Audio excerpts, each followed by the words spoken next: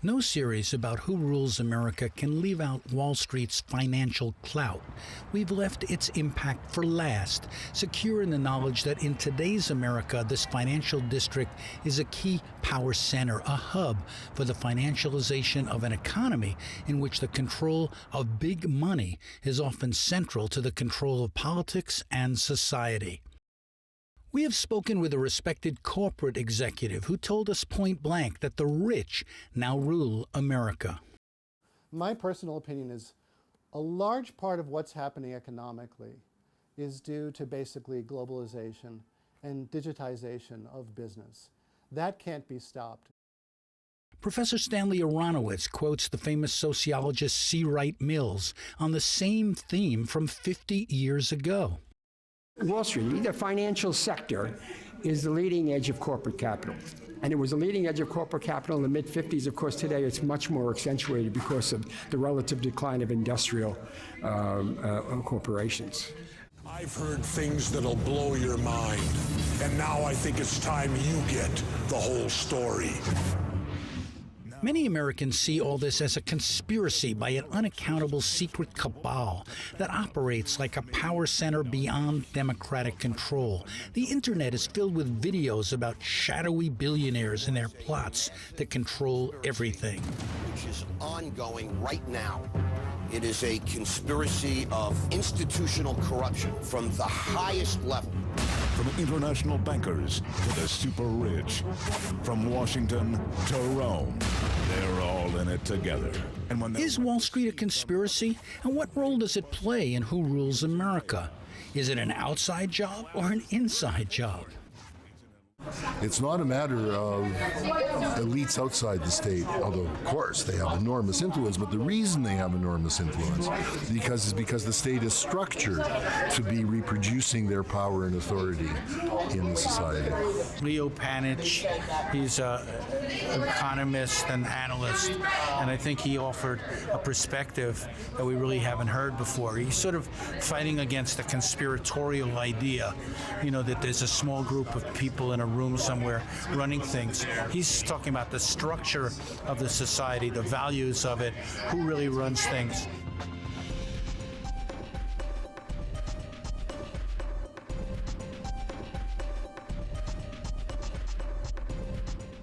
Wall Street is not only a place, it's an industry with thousands of interconnected firms that call themselves a financial services industry. But they are much more than that. They are deeply involved with how our country is run, says Robert Weissman, the head of the public interest group, Public Citizen. Well, you can't understand what's happened in the country in the last 30 years in terms of economic policy and really the way the country's evolved politically without understanding how Wall Street has grown in power. It's grown in economic power and it's grown in political power, and that's been synergistic. They use their political power to wipe out a whole range of regulations that control them. In the past, investors would buy stocks in real companies and industries that generated jobs, provided services, or created products of value. Those days are gone. They became a bigger and bigger portion of the economy. Then we went from an economy of production, making things, to one based on consumption, buying and selling things. Consumers soon drove 70% of the economy as banks, private equity companies, and hedge funds grew in size. As they became a bigger portion of the economy, they were able to leverage more and more political power in a really horrible cycle for the functioning of democracy. And what that led us up to, of course, was the crash in 2008. So consumers went deeper and deeper into debt. And then bankers bought and sold debt while they changed the rules regulating their activities. A whole series of deregulatory moves that had been enabled by the political influence of Wall Street led to the actual functioning of the economy to be a disaster. Because as billionaire investor George Soros told me years ago, the capitalist economy is also inherently unstable and prone to bubbles and crashes. I've worked with the theory that financial markets are inherently unstable. And to prevent excesses, you need some kind of intervention, supervision, regulation. Unfortunately, the prevailing idea is that markets tend towards equilibrium. And so we work with a false concept of how financial markets operate. Well, we were told by someone, for example, that the beauty of globalization is that no one is in control. Well, there is a great advantage in that because controls have their own problems. In fact, markets are much more efficient than centralized controls. But it doesn't mean that there should be absolutely no control. And in fact, if you look at reality, ever since you've had capitalism and ever since you have had financial markets, you have had crises. And each time there was a crisis, there was something done to prevent a recurrence. The problem this time is the dramatic surge in debt. Look at this. These are charts showing the debt of the United States, page after page, illustrating how much money is owed. It's mind-boggling. It gets even more complicated when you start talking about new financial instruments like derivatives that have turned the industry into a global casino. Derivatives can also be used as insurance, betting that a loan will or won't default before a given date. They become the basis of a big betting system, like in a casino. Financial journalist Max Keiser says just a handful of big financial firms now dominate the industry and the global economy. Without a doubt, there's J.P. Morgan, which is in bed with the Fed into the central banking system.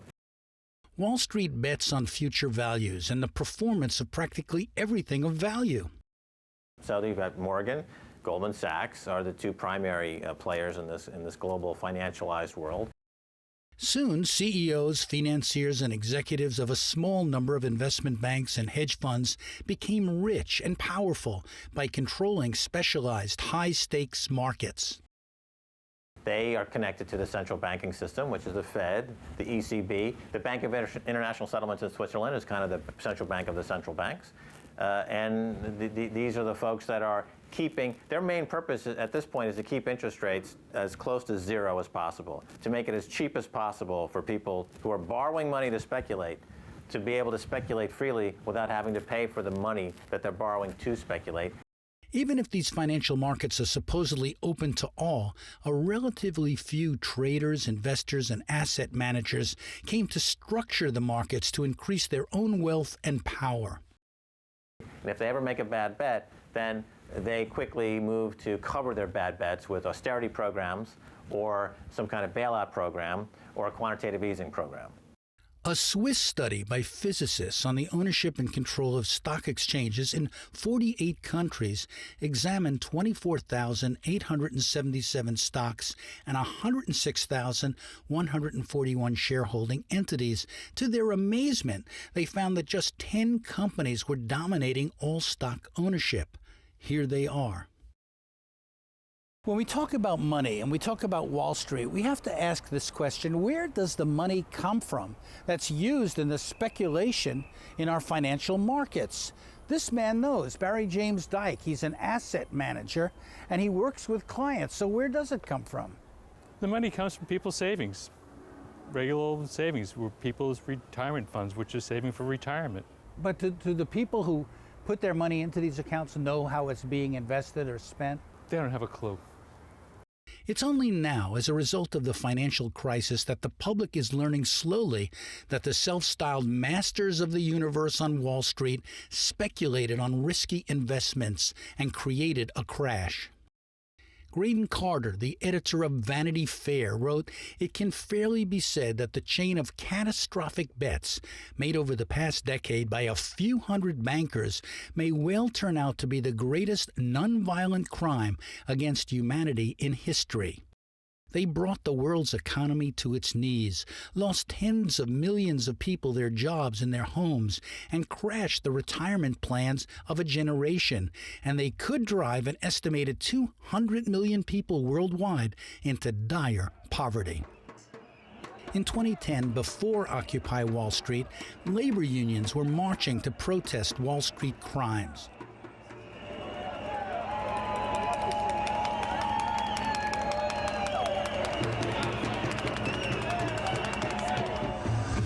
29th of April. This is a march on Wall Street organized by the AFL-CIO, which says they've organized 200 protests so far, but you never know it in terms of the media coverage. Well, today, the media is out, and they're marching because of a theft. Millions of jobs are missing, 11 million jobs, according to the AFL-CIO. They want payback. They want Wall Street to pay. They want a new tax on financial transactions.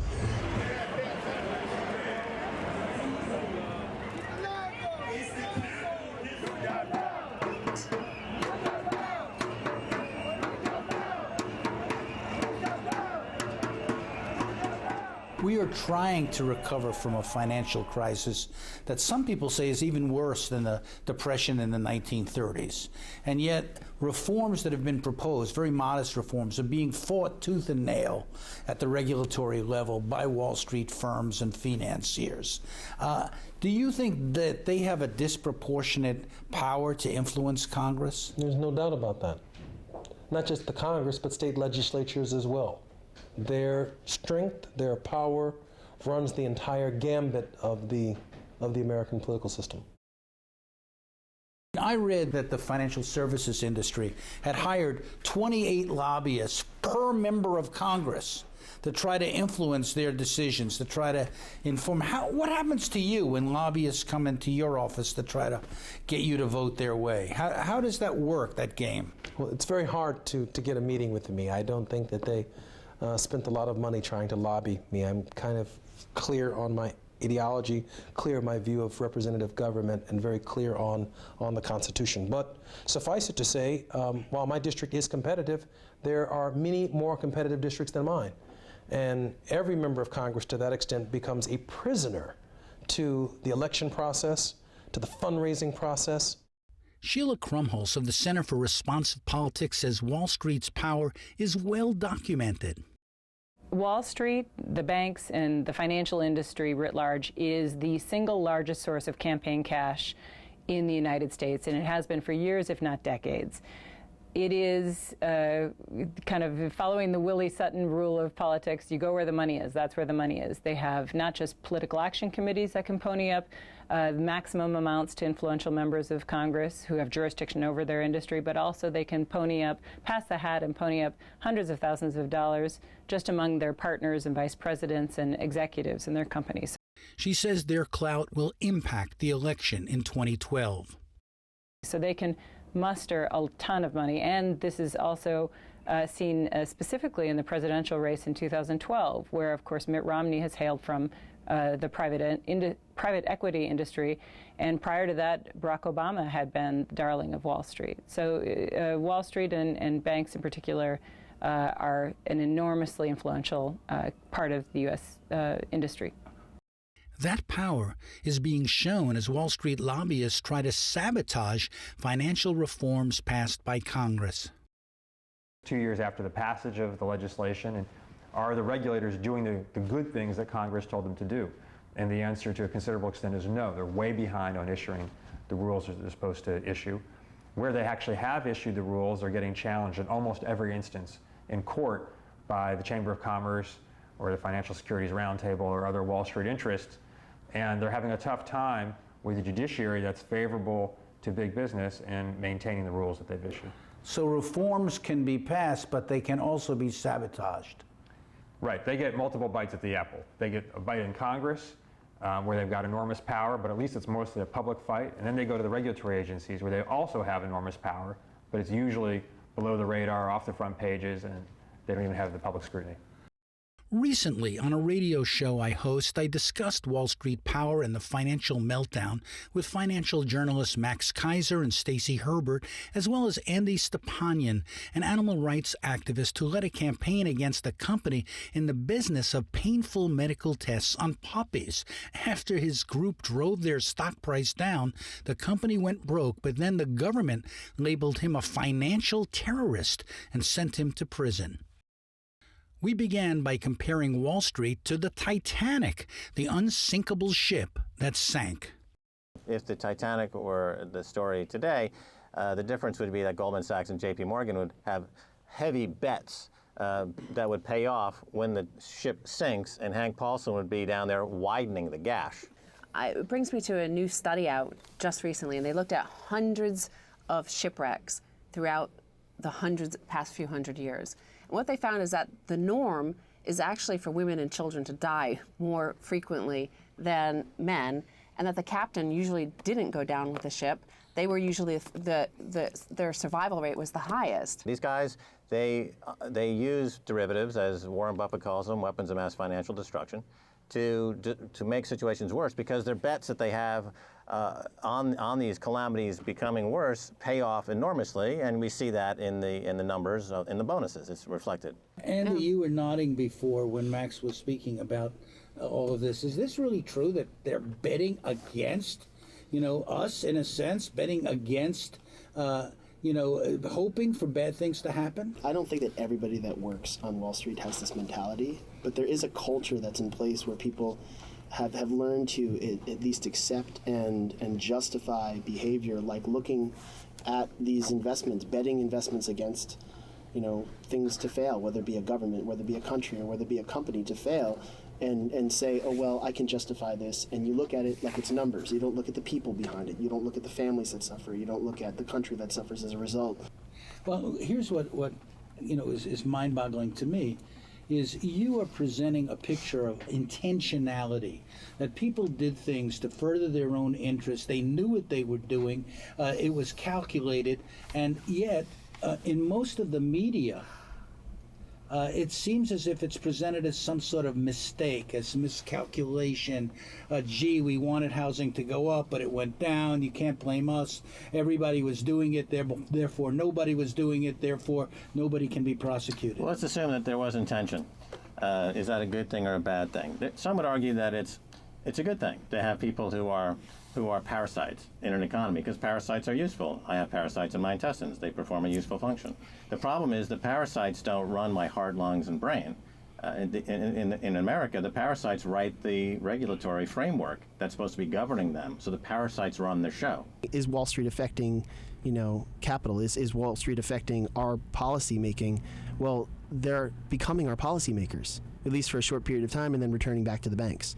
So it's a revolving door kind of thing. Essentially. I mean, they're in and out of whether it be the Bush administration or the Obama administration, the different positions within the cabinet that are governing finance are individuals that are former CEOs of banks, or they might go back to being an honorary chair on the board of directors. It's this incestuous relationship between Wall Street and policymakers. Sounds so corrupt.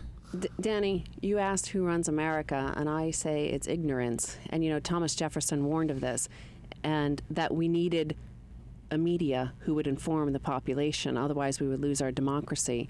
So this is ignorance that is being forced upon you, criminalizing knowledge. This is something that I was startled by when NASDAQ opened up, in Times Square, a big studio out front with a big window, and then I said, I'd love to tour the exchange. And this was the time that Bernie Madoff was running NASDAQ, and they said, you can't tour the exchange. There is no exchange.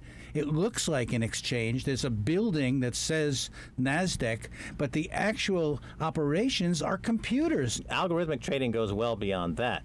As you're alluding to, it's not about individuals who are taking any risks personally to make a market as part of a capitalist system. These are computers that have virtually unlimited credit, because the cost of credit is now zero, and the ability for a bank like JP Morgan with a $90 trillion balance sheet of derivatives, they can lend $1 trillion to a computer program to make a bet. If the bet doesn't work, then they get a federal bailout. If the bet works, then they get a bonus. So it's heads they win, tails we lose.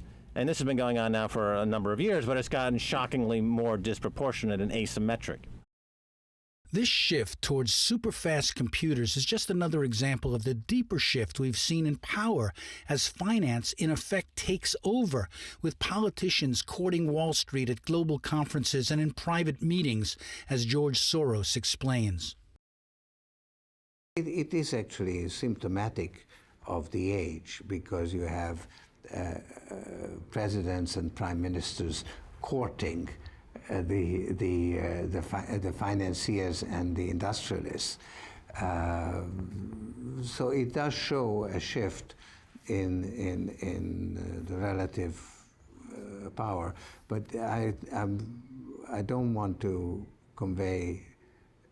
See, I don't believe that business can in any way replace the power of the state, because it's different kind of power. So the sovereignty is still in the hands of the state.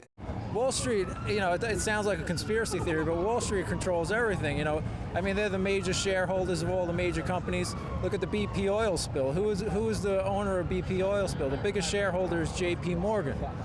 There's so much happening now, there's no stopping what's happening now. The system, everyone knows the system's broken, whether you're a 1%er or a 99%er, a Republican, a Democrat, anarchist, communist, capitalist. Everyone knows the system is broken. So now we need to fix it. We'll give the last word to a scholar with a longer view, American historian Eric Foner. I think what we face is a serious democracy deficit, not only in the United States, but in many other countries as well. I'm not quite ready to say a plutocracy determines everything that happens in the United States, but I think the democracy deficit arises from the fact that fundamental issues are now just off limits from democracy. It doesn't matter who is elected. The basic issues about finance, about deindustrialization, things like that are about globalization, about the loss of power of ordinary people over their own lives. That's not open to discussion. I don't care if it's Democrat, Republican, Obama, Romney. That's not part of what their debate is. Their debate is at the margins so that the fundamental issues facing ordinary people are not subject to democratic consideration. Government does not represent the ordinary people. Even though people elect the government does not respond at all to the needs and aspirations of ordinary people. In this series, we've investigated who rules America, examining the history of deep conflicts in this country going back to the American Revolution. We've dissected the power of the military, corporations, the media, and Wall Street. We have shown that these powerful forces often undermine democracy rather than strengthen it. There is a battle underway for the soul of America, for who rules America, that has put these deeper issues on the agenda. The question, is a fundamental transformation possible, or will special interests and the wealthiest Americans continue to dominate in a country that says it's the most dynamic democracy on earth?